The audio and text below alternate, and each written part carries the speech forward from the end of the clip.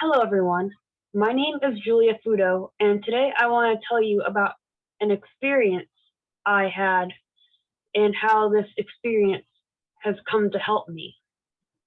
And it's called combat brain training. So first and foremost, how did I even get into this experience? As part of my internship job at Different Brains, I was featured in two separate podcasts. The first about being a neurodiverse self-advocate, and the second about my neurodiverse condition, Developmental Coordination Disorder, also known as DCD. After the DCD podcast was released, Different Brains let me know that a man named John Kennedy contacted them. John created a program called Combat Brain Training, and he said he thought his program could be helpful to me if I was interested. I was interested, so I had a meeting to learn more about this program. After the meeting, I decided to give it a try, so we scheduled the first session. So what can one expect in terms of what we do? John used two different methods during our sessions. The first being an arrows worksheet, and the second being a solitary chessboard with scenarios.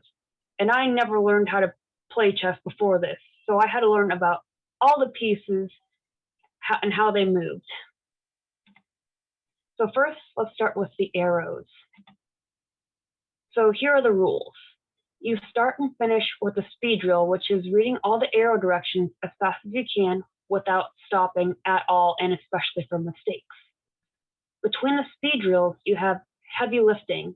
Heavy lifting is repetitions of reading the arrows 5 more times, but you incorporate patterns which teaches you to look ahead or to anticipate, gets you into a flow state, which is reading the arrows and following the multi-step directions to improve your working memory.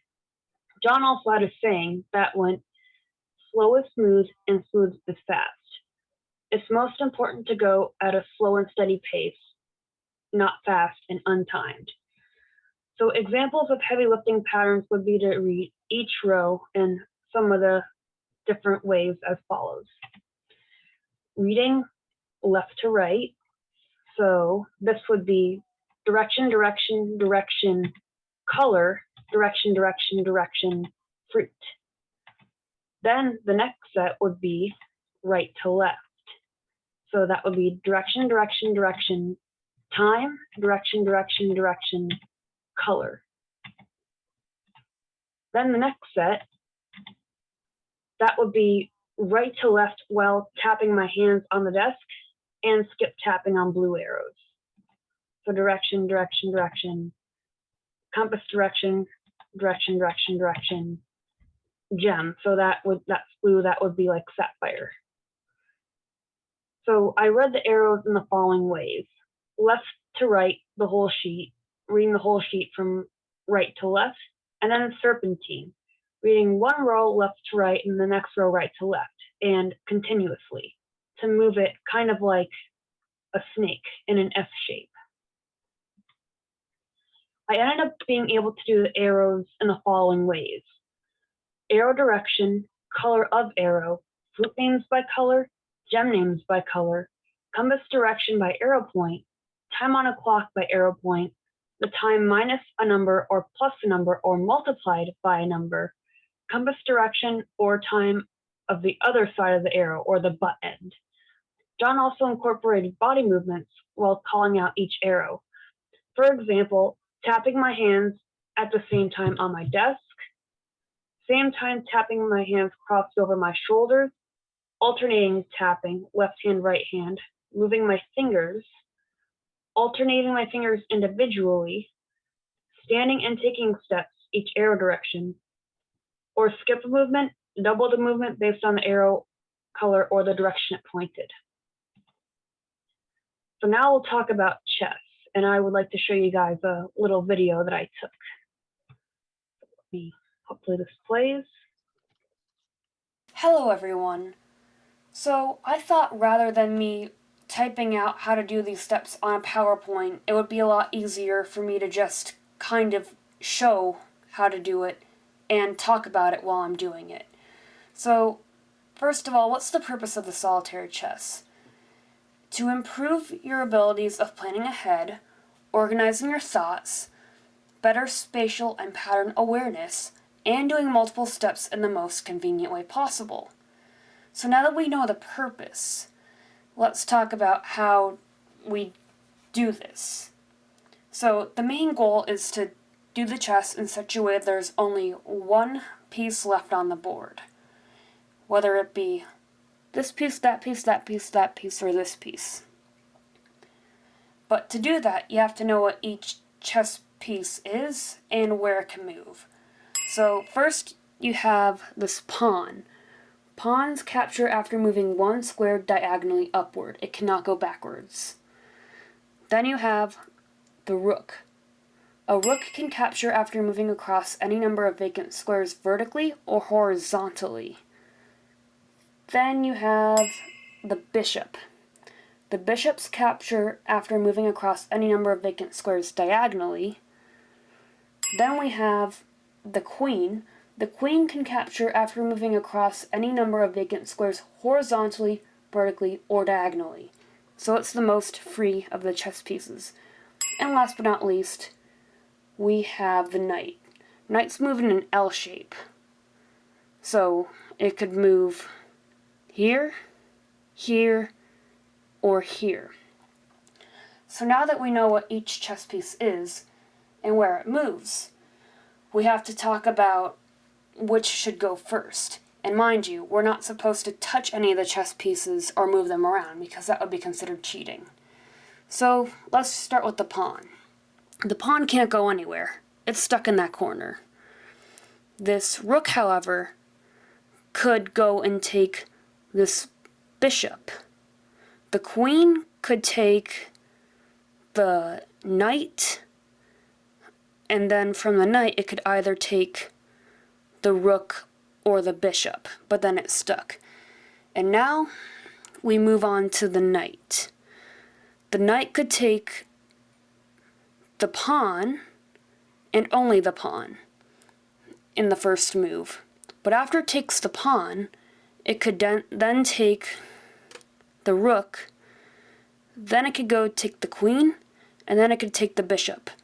So the best plan of attack is knight to pawn, knight to rook, knight to queen, and then knight to bishop. So now we can finally move and execute. So, step 1, step 2, step 3, and step 4. And there you have it.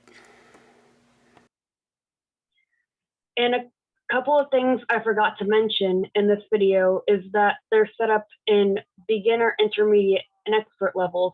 And also, growing up, we had neighbors that had a black horse named Bishop. So you guys have no idea how long it took for me to stop calling the knight a bishop and to finally start calling it a knight.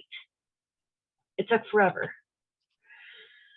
So now that you've seen it, here's how the combat training was developed. It was originally developed to help soldiers improve combat capabilities and decrease casualties by improving focus, improving situational awareness, organizing and planning better, and improving mental and physical reaction speed. But now John expanded to include people with brain damage or brain trauma, learning disabilities, or just anyone looking to improve their executive functioning skills, from athletes to executives and students.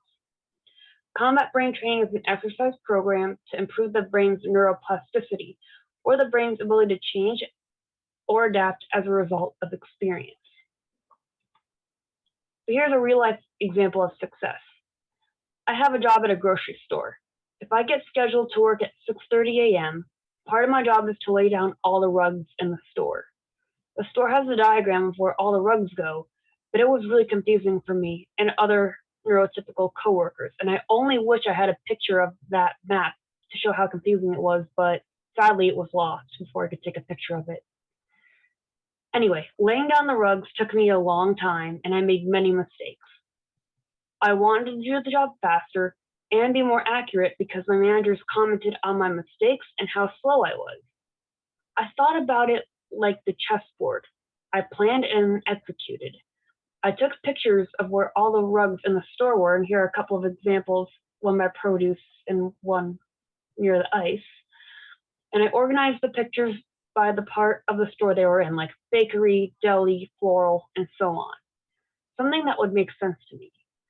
The next time I had to do the rugs, I used my own diagram, and it was like night and day. It was smooth, and smooth was fast. It was new for me to take charge and come up with my own solution. So here are some other ways that the combat brain training helped me. Before the combat training, a mistake was like a stop sign for me. I just froze. A rule of the aero drills is to not stop for a mistake. One of the most important things I learned from the aero sheet was that I could make one or two mistakes, but if I kept going, I could correctly name a lot of arrows afterwards. I didn't know that about myself, and it really improved my self-confidence. I'm not so worried about making mistakes now. Visual processing.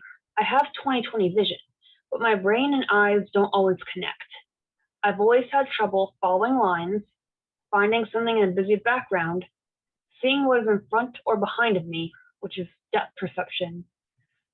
So doing the arrows worksheet and visually tracking line after line of symbols, having to flip my brain around, saying directions or colors, and making many different kinds of visual and spatial discriminations was really a miracle for me, something I was never able to do beforehand. It's really improved my observation skills. I see things now that I've never seen.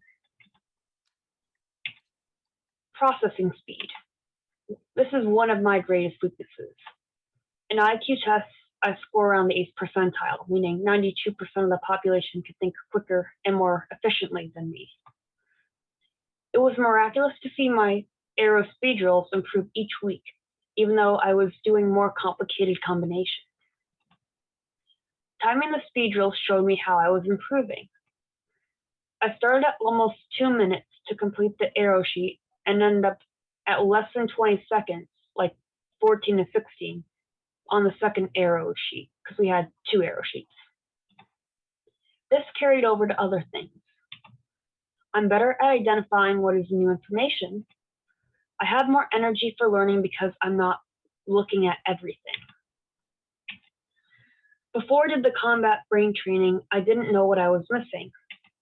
I took a chance with doing it because I had nothing to lose. I didn't expect big changes, but somehow changes happened. I learned I could do things I never thought I could do. I've never been able to do anything fast.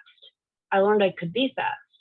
I learned to think, plan, and then execute, and it works. I learned what it feels like to be agile, a word that nobody would ever use to describe me.